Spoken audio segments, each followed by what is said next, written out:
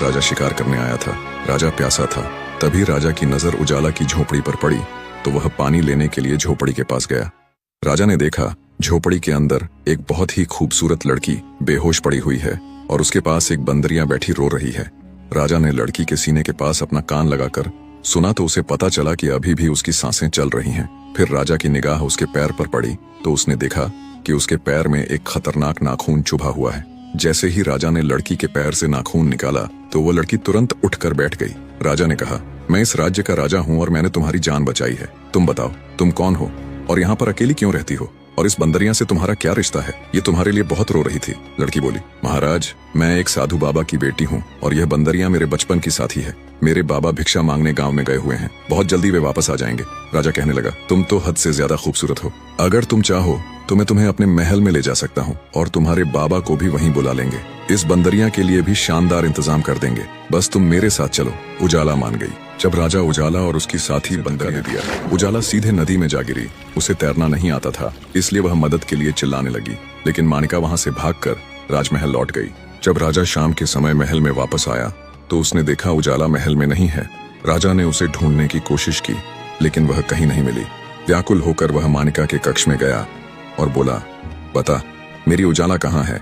मानिका बोली, महाराज मुझे नहीं पता कि वह कहाँ है। मैंने उसका कोई नुकसान नहीं किया। जरूर उस बंदरियां ने ही उसके साथ कुछ किया होगा क्योंकि वह हर वक्त उजाला के साथ ही चिपकी रहती थी। तभी वह बंदरियां वहां आ गई और राजा को कुछ बताने की कोशिश करने लगी, लेकिन राजा को उस पर बहुत गुस्सा आ रहा था। उसने सैनिकों को आदेश देकर बंदरियां को जंजीरों में जकड़वाकर काल कोठरी में डलवा दिया, लेकिन राजा को कहीं भी सुकून नहीं था। वह पागलों की तरह उजाला को ढूंढता रहता, न खाना खाता न पानी पीता और खुद को कमरे में कैद कर लेता। जहां पर उजाला नदी में गिरी थी वहीं एक सुंदर सेब का पेड़ उगाया था। कुछ ही समय में उस पेड़ पर एक बहुत बड़ा सेब लग गया जो आम सेबों से बहुत बड़ा था। लोग दूर दूर से महल में पहुंचा तो राजा की माँ कहने लगी, बेटा तुम इस लड़की को किस रिश्ते से यहाँ लेकर आए हो? राजा ने सारी बात अपनी माँ को बता दी। माँ ने कहा, पराई लड़की को महल में रखने से लोग तरह तरह की बातें बनाएंगे, इससे अच्छा है कि तुम इस लड़की से विवाह कर लो।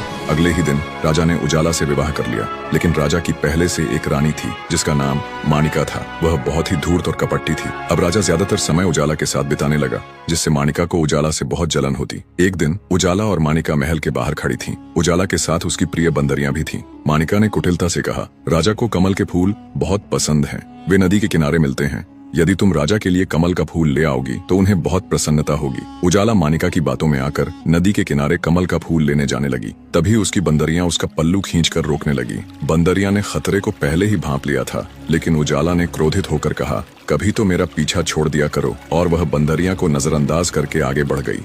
जैसे ही उजाला कमल के फूल को देखने के लिए नदी के किनारे खड़ी हुई मानिका, लेकिन कोई उसे तोड़ नहीं सकता था क्योंकि वह राजा के इलाके में था। इधर किसान अपनी पहली पत्नी को घर से निकाल चुका था और अब वह अपनी दूसरी पत्नी के साथ रहता था, लेकिन वे दोनों अब भी परी की याद में हर वक्त रोते रहते थे। एक दिन किसान की पत्नी खेतों में जा रही थी। थकान महसूस होने पर वह उस सेब के पेड़ के नीचे बैठकर आराम करने लगी। थोड़ी ही देर में उसकी आंख लग गई। उसी समय वह बड़ा सा सेब टूटकर उसकी टोकरी में गिर गया। जब वह जागी तो टोकरी में पड़ा सेब देखकर घबरा गई। उसने सोचा, अगर किसी ने देख लिया कि यह सेब मेरी टोकरी में पड़ा है तो वे मुझे चोर समझेंगे और राजा से मुझे कैद करवा देंगे। डरते हुए उसने सेब को कपड़े से ढक दिया और टोकरी लेकर तुरंत घर आ गई। लेकिन जैसे ही उसने घर आकर कपड़ा हटाया वह हैरान रह गई। सेब वहां नहीं था, उसकी जगह एक नन्ही मुन्नी बच्ची लेटी हुई थी। थोड़ी ही देर में किसान भी घर आ गया। जब किसान ने बच्ची को देखा तो उसकी पत्नी ने उसे सारी बात बताई। दोनों ने फैसला किया कि वे इस बच्ची की परवरिश करेंगे। जैसे ही किसान की पत्नी ने बच्चे को उठाकर बैठाया तो वह देखते ही बंदरियां को जैसे ही आजादी मिली उसने राजा के कपड़े पकड़कर खींचने लगी। राजा को गुस्सा आया, लेकिन बाबा ने कहा, यह बेजुबान तुझे कुछ बताना चाह रही है। राजा और साधु घोड़े पर बैठकर बंदरियां का पीछा करने लगे। थोड़ी देर बाद वह बंदरियां एक किसान के दरवाजे पर जाकर रुक गई। किसान के दरवाजे के पास एक कुआं था जहां एक लड़की पानी भर रही थी। राजा ने ध्यान से देखा तो उसे वह लड़की उजाला जैसी लगी। जैसे ही राजा उस लड़की की ओर बढ़ा वह लड़की तुरंत घर के अंदर चली गई। राजा के पास खड़ी बंदरियां किसान का दरवाजा पटकने लगी। इतने में किसान की पत्नी ने दरवाजा खोला। राजा ने तुरंत कहा, अभी अभी जो लड़की अंदर गई है वह मेरी पत्नी है। किसान की पत्नी बोली, महाराज आप क्या कह रहे हैं? वह हमारी बेटी है, हम गरीब लोग हैं, वह आपकी पत्नी कैसे हो सकती है? राजा मायूसी में वापस लौटने लगा, लेकिन बंदरियां फौरन किसान के घर में घुस गई। अंदर जाकर उसने देखा कि उजाला एक कमरे में बैठी हुई थी। उजाला ने तुरंत बंदरियां को पहचान लिया और उसे गले लगाकर फूट फूट कर रोने लगी। फिर किसान एक जवान लड़की में बदल गई। उधर साधु बाबा जब अपनी कुटिया में लौटे तो उन्होंने देखा कि न वहां उजाला थी और न ही उसकी बंदरियां। उन्होंने तुरंत ध्यान लगाकर पता लगाने की कोशिश की कि उजाला आखिरी बार किसके साथ थी। ध्यान में उन्हें दिखा कि वह राजा के साथ जा रही थी। यह देखकर साधु तुरंत राजमहल पहुंचे। साधु ने राजा से कहा, मुझे बताओ मेरी बेटी कहाँ है। राजा समझ गया कि यह उजाला के बाबा हैं जो भिक्षा मांगने बाहर गए हुए थे। राजा ने साधु को पूरा वाकया सुनाया। यह सुनकर साधु हैरान रह गए और कहने लगे, मेरी बेटी मर नहीं सकती, क्योंकि मैंने उसे ऐसी ऐसी तंत्र मंत्र विद्या सिखाई थी कि मेरी बच्ची अपनी खुद की हिफाजत कर सके और कोई शैतानी ताकत उसका कुछ नहीं बिगाड़ सकती। अगर कोई नुकसान पहुंचाने में कामयाब हो भी गया तो मेरी बेटी फिर भी बचकर सामने आ जाएगी, किसी इंसान की सूरत में या फिर किसी फल या फूल की सूरत में। अच्छा, उसके साथ एक बंदरियां भी थी, वह कहाँ है। राजा बोला, उसे मैंने काल कोठरी में कैद कर रखा है, क्योंकि उसी बंदरियां ने ही मेरी उजाला को नुकसान पहुंचाया है।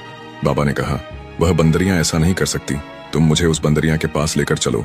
अब राजा और साधु काल कोठरी। यह बंदरियां कौन है बेटी।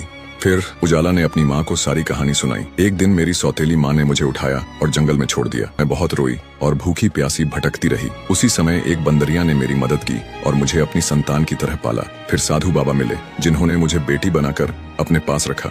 ये बंदरियां भी उन्हीं साधु बाबा की है। बाबा मुझे घर पर छोड़कर बाहर गए हुए थे और तभी मेरे साथ यह हादसा हुआ। बाद में एक राजा ने जंगल में मेरी जान बचाई। उजाला की माँ ने कहा, इसका मतलब राजा सच कह रहे थे, तुम ही उनकी रानी हो और मेरी बेटी भी। किसान की पत्नी अपनी बेटी को गले लगाकर खूब रोई और बोली, बेटी क्या तुम अब महल जाना चाहती हो। उजाला ने कहा, अम्मा अगर राजा को यह पता चल गया कि मैं एक मामूली किसान की बेटी हूँ तो क्या वो मुझे दोबारा अपनी रानी बनाएंगे। इतनी ही देर में दरवाजे पर दस्तक हुई। जब दरवाजा खोला गया तो साधु बाबा के साथ राजा खड़े थे। उजाला ने साधु बाबा को देखा और दौड़कर उनके गले से लग गई। वह फूट फूट कर रोने लगी और बोली, बाबा मुझे आपकी बहुत याद आती थी। साधु बाबा ने उसके सिर पर हाथ रखकर कहा, बेटियां ससुराल में ही अच्छी लगती हैं, देखो तुम्हारा पति तुम्हें लेने आया है। राजा उजाला के करीब आया और कहा, देखो मेरी प्रिय रानी, मैंने तुम्हें आखिरकार ढूंढ ही लिया।